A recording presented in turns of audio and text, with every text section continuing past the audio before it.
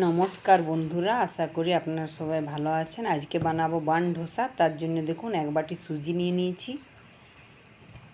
তারপরে দেখুন আমি সুজিটা ঢেলে নিলাম, একটু মিক্সিতে চালিয়ে নেব।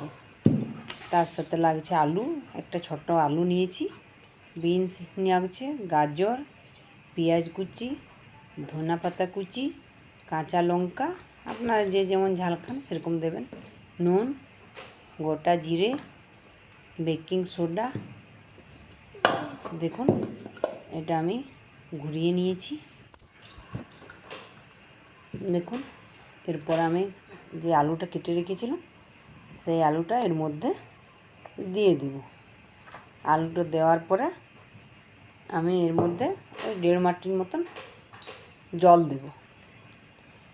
এর মধ্যে একটা কাঁচা লঙ্কাও দিয়ে দিলাম। এটা আপনারা এখন নাও দিতে পারেন, ছোট ছোট কেটেও দিতে পারেন, কিন্তু আমি একটা বাটা দেব, একটা কেটে পরে দেব। দেখুন জলটাও দিয়ে দিয়েছি। এরপরে বেটে নেব। দেখুন বাটা হয়ে গেছে। এরপরে আমি এর মধ্যে ঢেলে নেব। দেখুন ঢেলে নিয়েছি। ঢেলে নেওয়ার পরে যে ঢাকাটা লেগে আছে সেটাও দিয়ে দিব। আর দেখুন আমি নুন দিলাম, স্বাদ অনুসারে নুনটা দেবেন। গোটা জিরা দিয়েছি দেখুন। তার সাথে আমি গাজরটা ছোটো ছোটো কেটে নিয়েছি। দেখুন বিনস কুচি, পেঁয়াজ কুচি, পেঁয়াজটা পুরোটা দেবো না, কিছুটা দেবো। আর ধনা পাতাটাও কিছুটা দেবো। দেখুন দিয়ে দিয়েছি ধনা পাতাটাও।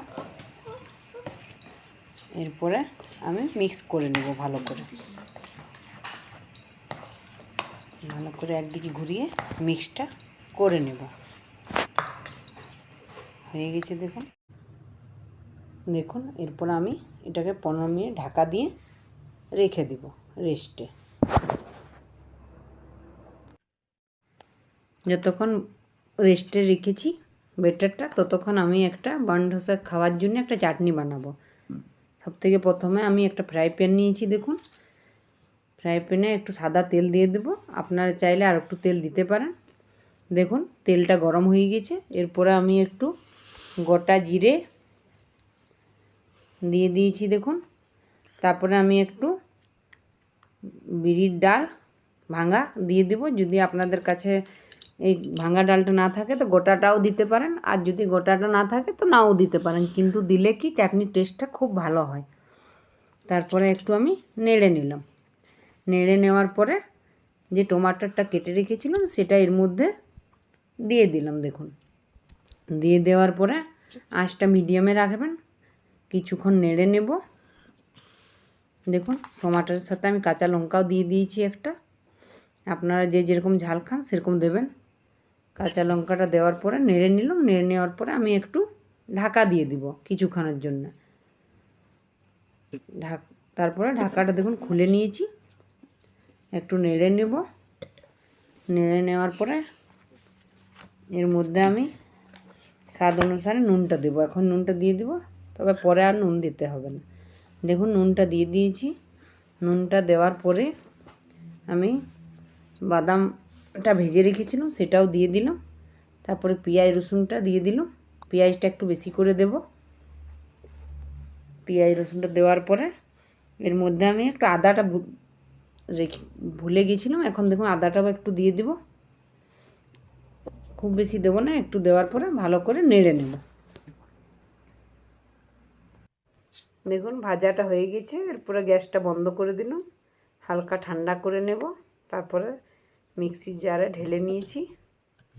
ঢেলে নেওয়ার পরে আমি এটাকে ধনে পাতাটা দিয়ে দিয়েছি। তারপরে আমি এটাকে বেটে নেব। দেখুন ঢাকাটা খুলে নিয়েছি, 15 মিনিট হয়ে গেছে। এরপরে এর মধ্যে আমি বেকিং সোডা দেব 1/2 চামচের মতন। তারপরে নেড়ে নেব, একদিকে ঘোরাবেন কিন্তু। দেখুন এরকম করে ঘুরিয়ে নেব। কতটা ফুলে গেল দেখুন।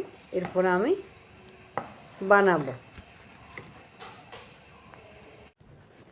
দেখুন একটা ফ্রাই প্যান চাপিয়ে দিয়েছি ছোট্ট মতন, খুব বড় নিয়ে নেই। তারপরে দেখুন তেল ব্রাশ করে নিয়েছি, একটু তেলটা একটু দিয়েছি। ভালো করে গরম হয়ে গেছে। এরপরে এর মধ্যে আমি বেটারটা দেব। দেখুন বেটারটা ওই 2 ডাবুর মতন দিয়ে দিয়েছি। দিয়ে দেওয়ার পরে আমি আঁচটা কম করে দেব আর একটা ঢাকা দিয়ে দেব। ঢাকাটা ওই 2 থেকে 3 মিনিটের মতন হতে দেব ঢাকা দিয়ে। দেখুন ঢাকাটা খুলে নিয়েছি, দেখুন কতটা ফুলে গিয়েছে। দেখুন একদিকটা হয়ে গেছে খুব ভালো করে, রঙটা কি সুন্দর হয়েছে দেখুন। আর এক দিকটা এরকম করে ঢাকা দিয়ে আমি হতে দেব 2 মিনিটের মতন।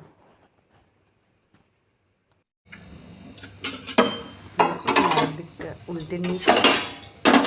দেখুন আমার আলু ভর্তাটা হয়ে গেছে, কত সুন্দর ফুলেছে দেখুন, আর খেতেও খুব ভালো হয়। আর চাটনিটা আপনাদের দেখালাম না, ওই চাটনিটা দিয়ে খুব ভালো লাগে খেতে।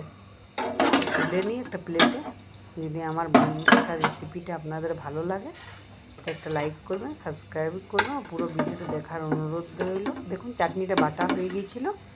চাটনিটাতে আমি একটু কারি পাতা আর গোটা সরষা ফোড়নে দিয়ে দিয়েছি।